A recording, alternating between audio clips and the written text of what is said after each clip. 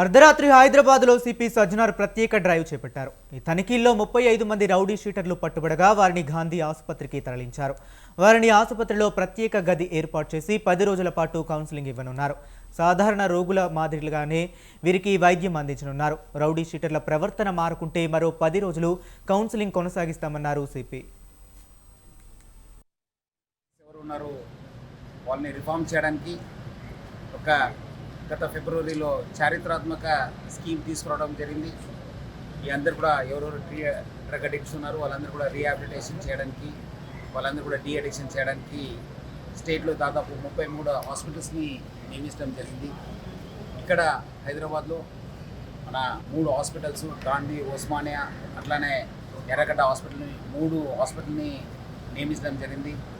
మనము ఇక్కడ డాక్టర్ వాణి మేడంతో ప్లస్ అదేవిధంగా మొత్తం డాక్టర్స్ టీమ్తో కోఆర్డినేట్ చేసి ఈ సిటీలో ఉన్న రౌడీ షీటర్స్ని మనం టెస్ట్ చేయడం జరిగింది.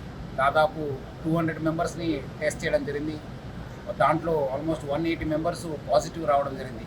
దాంట్లో ఇంకా ఎక్కువ ఎవరికి అడిక్షన్ ఉంది, దాదాపు 35 మందిని ఇక్కడ అడ్మిట్ చేయడం జరిగింది. కొంతమంది మనము డైలీ కౌన్సిలింగ్ పిలవడం జరుగుతుంది. సో వాళ్ళతో ఈరోజు నేను ఇంటరాక్ట్ కావడం జరిగింది. వాళ్ళు చాలా మార్పు వచ్చింది సార్, 1 వీక్ నుంచి ఇక్కడ ఉంటున్నాం, మనం డెఫినెట్లీ దీని జోలికి పోను, ఎందుకంటే దీనివల్ల కూడా చాలామంది నేరాల్లో ఇన్వాల్వ్ అవుతున్నారు.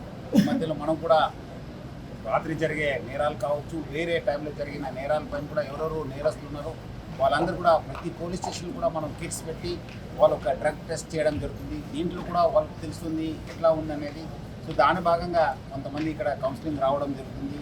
సో ఈ ఒక ప్రాసెస్ ఇంకా కంటిన్యూస్గా చేయడం జరుగుతుంది. ఈ 35 మంది అయిన తర్వాత మళ్ళీ నెక్స్ట్ మనం టెస్ట్ చేసి ఎవరెవరు ఉంటున్నారు వాళ్ళని కూడా మళ్ళీ తీసుకోవడం జరుగుతుంది. సో ఎవరెవరు ఈ డ్రగ్ తీసుకుంటున్నారు వాళ్ళు మారాలి, వాళ్ళ ఫ్యామిలీ కూడా వాళ్ళకి సపోర్ట్ చేయాలి. ఎందుకంటే చాలామంది వాళ్ళు రకరకాల డిసీజ్